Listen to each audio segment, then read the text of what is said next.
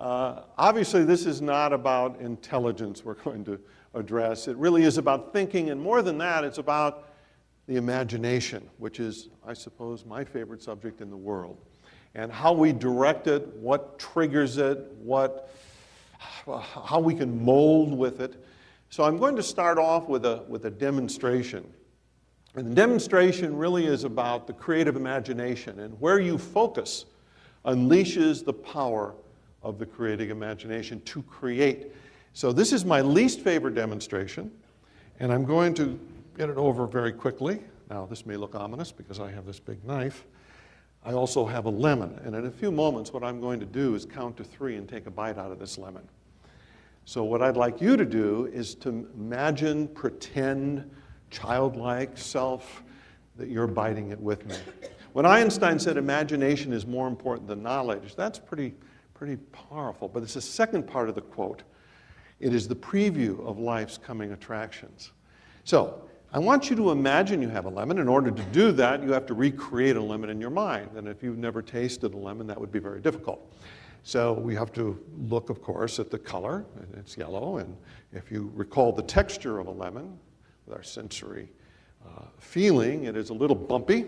And it certainly has a tart smell to it. And, okay. And it has a lot of juice in it. So I'm going to count to 3. Take a bite out of this, and I just want you to pretend or imagine you're biting it with me. Okay? 1, 2, and 3. Good.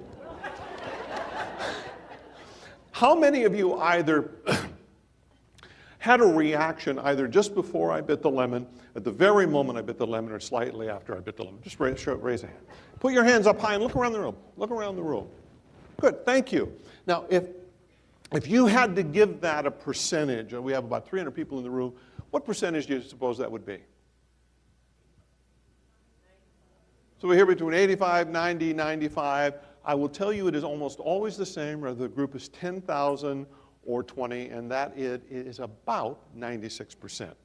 Now, what I asked you to do, and it's important to know why, one, I asked you to focus. You could have focused over here, but you focused here. And that is where you focus unleashes the power of the creative imagination to create what you have just done, or at least approximately 95, 96% of you. You created a biochemical, neurological change by focusing your thought.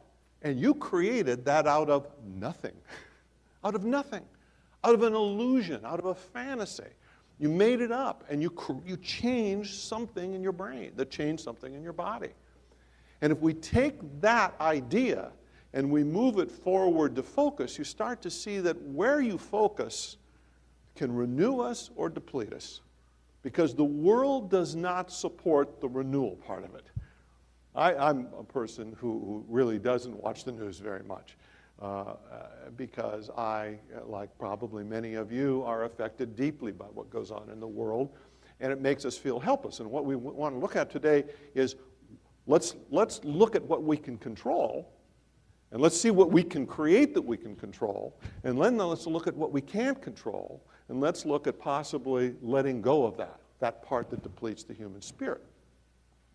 So in order for me to have an impact today, I have to take you through some kind of a process, and I'm really a coach. That's what I am.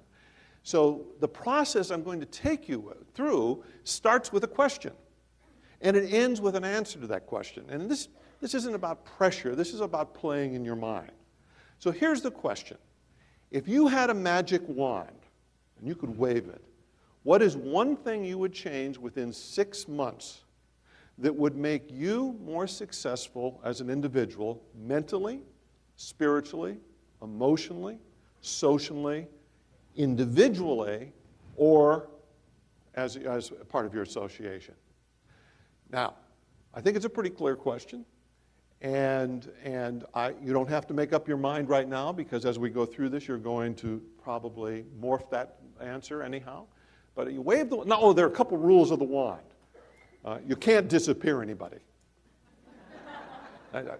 Number 2, you can't take anything away from anyone.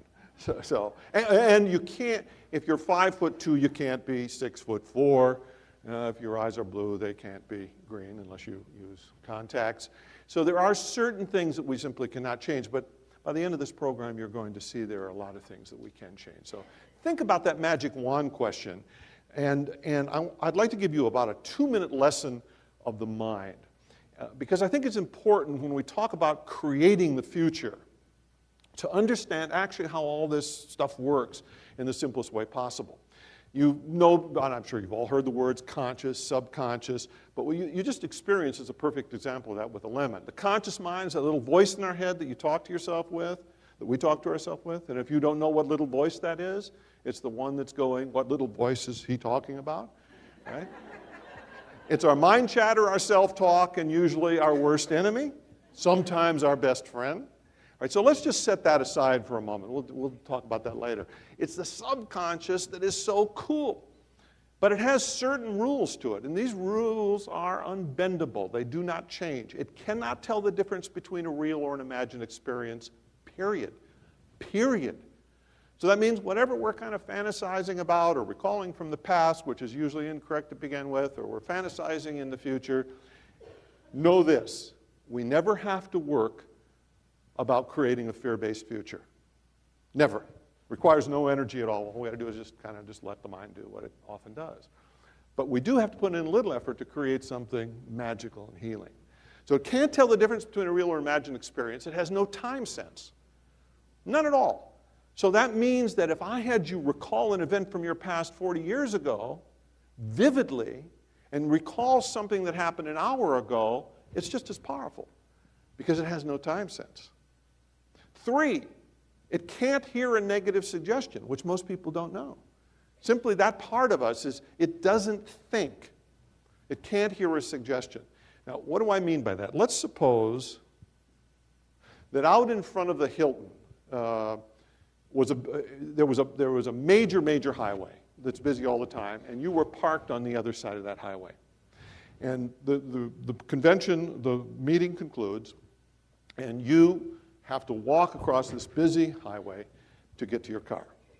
And the only way you can do it is you go up and you press a button, you wait, traffic stops, you cross. So just before the end of the meeting, somebody hands me a note. And the note says, please tell everyone, and I'm reading this to myself, that the walk button is broken. So that means they're going to have to cross to get their car, but tell them that, please. So I say to you, with my heart and with all my love, be careful when you cross the highway out there, or you'll be hit by a car. Be very, very careful. Is that a good suggestion or a bad suggestion? If you say good, raise your hand. Okay? That's a lot of goods. If you got a bad, raise your hand. Why is it bad? I have just, with all my love and caring, I've just basically suggested that you're going to get hit by a car, which you well may do because I suggested it. Because the picture you get when I say, be careful, you cross the street, you'll be hit by a car, is being hit by a car. The way to communicate would be see yourself safely on the other side. Now, years ago, my agent called me. I'm with a wonderful agency and have been for many, many years called the Washington Speakers Bureau. The president called me and said, James, you're going to be talking to the Pentagon in 3 weeks. I went, oh, the Pentagon? Well, I don't know if what I have to say they're going to want. Let's just trust me. You're going to do it. I said, this is just terrific. He says, oh, by the way, don't screw it up. Clink. I get off the phone and oh my God, my wife was, she said, what's wrong? I said, I'm talking to the Pentagon. What if I screw it up? She said, would you read page 43 of your own book? You know, so it can't hear a negative suggestion. No time sense. Can't tell the difference between a real or an imagined experience. And here's the big one. It's designed to keep us safe. It's designed to keep us safe. And that is what it does often. And being safe means pretty much staying the way we are. So we got this protection mechanism inside us that says, be comfortable. And even if the comfort is agony, you know, if that's what's been going on, be comfortable. And we're going to make sure because we're designed to keep you comfortable. Now, that's good and bad because the negative side is apparent. But if we want to shift that, what has to happen is we have to have a vision that is strong enough to move us forward.